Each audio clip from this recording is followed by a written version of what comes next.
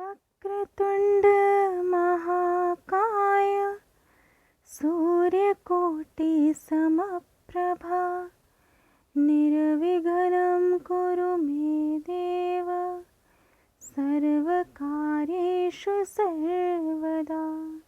संकष्टी चतुर्थी हिंदू धर्म का एक प्रसिद्ध त्योहार है। हिंदू मान्यताओं के अनुसार किसी भी शुभ कार्य को करने से पहले भगवान गणेश की पूजा की जाती है। भगवान गणेश को अन्य सभी देवी देवताओं में प्रथम पूजनीय माना गया है। इन्हें बुद्धि, बल और विवेक का देवता का दर्जा प्राप्त है। इस बार विभुवन संकष्टी चतुर्थी 4 अगस्त यानी आज मनाई जा रही है। प्रत्येक माह में संकष्टी चतुर्थी के दिन भगवान गणेश जी के निमित्त पूजा और व्रत बताया गया है, लेकिन विभुवन संकष्टी चतुर्थी का विशेष महत्व है क्योंकि ये पर्व 3 साल में एक बार आता है। अधिक मास में पड़ने के कारण इसका अत्यधिक शुभ फल भक्तों को प्राप्त होता है।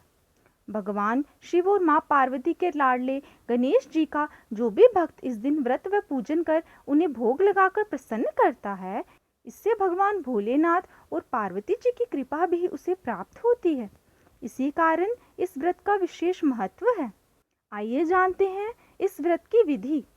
प्रातः स्नान करके गणपति जी के मंदिर जाकर पूजा अर्चना करें। विघ्नहर्ता को सभी प्रकार के लड्डू का भोग लगाया जा सकता है, लेकिन इस दिन तिल के लड्डू का भोग उत्तम माना गया है। इसके बाद पूरे दिन व्रत करें। दिन में गणेश जी के नाम का उच्चारण करते रहें। सायंकाल में किसी मीठे व्यंजन से उपवास पूरा करें। आइए जानते हैं इस व्रत की कथा। एक बार भगवान शिव तथा पार्वती जी चौपड़ खेल रहे थे। पार्वती जी ने खेल ही खेल में भगवान शिव की सारी वस्तुएं जीत ली। शिव जी ने जीती हुई वस्तुओं में से केवल गजचरम वापस मांगा, पर पार्वती ने इस ओर विशेष ध्यान नहीं दिया। क्रुद्ध होकर महादेव जी ने कहा, अब मैं 29 दिन तक तुमसे बोलूंगा नहीं। ये कहकर महादेव अन्यत्र चले गए। पार्वती जी भी उन्हें ढूंढती ढूंढती एक घनघोर वन में जा पहुंची। उन्होंने वहां कुछ स्त्रियों को व्रत का पूजन करते देखा। वे स्त्रियां विभुवन संकष्टी चतुर्थी का व्रत कर रही थी। पार्वती जी ने भी उन्हीं स्त्रियों के अनुसार ये व्रत करना प्रारंभ किया। उन्होंने अभी एक ही दिन व्रत किया था कि शिवजी उसी स्थान पर प्रकट हो गए। शिवजी ने पार्वती से पूछा, तुमने ऐसा क्या विलक्षण उपाय किया जिससे मुझसे तुम्हारे प्रति उदासीनता का निश्चय भंग हो गया? तब पार्वती ने विभुवन संकष्टी चतुर्थी का विधान शिवजी को बता दिया। पुनः शिवजी ने विष्णु, विष्णु ने ब्रह्मा को, ब्रह्मा ने इंद्र को तथा इंद्र ने राजा विक्रमादित्य को ये व्रत बताया। राजा विक्रमादित्य ने इसका वर्णन अपनी रानी से किया। रानी ने राजा की बात पर विश्वास तो किया नहीं, उल्टे निंदा की। इस कारण उसे कोढ़ हो गया। राजा ने तत्काल रानी को कहीं अन्यत्र चले जाने का आदेश दिया ताकि उनका राज्य इस भयंकर रोग से बच जाए। रानी ने महल छोड़ दिया। वह ऋषियों के आश्रम में जाकर उनकी सेवा करने लगी।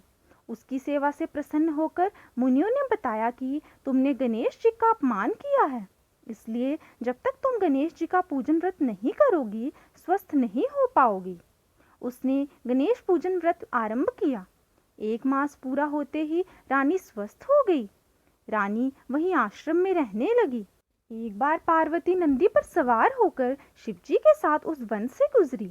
मार्ग में एक दुखी ब्राह्मण को देखकर पार्वती जी ने पूछा, हे ब्राह्मण, तुम किस लिए इतना विलाप कर रहे हो? ब्राह्मण ने उत्तर दिया, ये सब दरिद्रता की कृपा का फल है। दयालु पार्वती ने ब्राह्मण को भी विक्रमादित्य के राज्य में चले जाने का आदेश दिया। वहां एक वैश्य से पूजन की सामग्री लेकर व्रत पूजन करो। तुम्हारी दरिद्रता नष्ट हो जाएगी और तुम राज्य मंत्री बन जाओगे। ब्राह्मण ने वैसा ही किया। ब्राह्मण राज्य मंत्री बन गया। एक दिन राजा विक्रमादित्य उस ऋषि आश्रम में आ पहुंचे जहां उसकी रानी रहती थी। रानी को स्वस्थ तथा निरोग देखकर उनकी प्रसन्नता का ठिकाना न रहा। वे रानी को लेकर महलों में चले गए। राजा और रानी जीवन भर सभी सुखों का भोग कर अंत में स्वर्गलोक को प्राप्त किया। इसी के साथ संकष्टी चतुर्थी व्रत की कथा समाप्त होती है। अगर आपको ये कथा अच्छी लगी हो तो वीडियो को शेयर करें, लाइक करें और चैनल को सब्सक्राइब करें।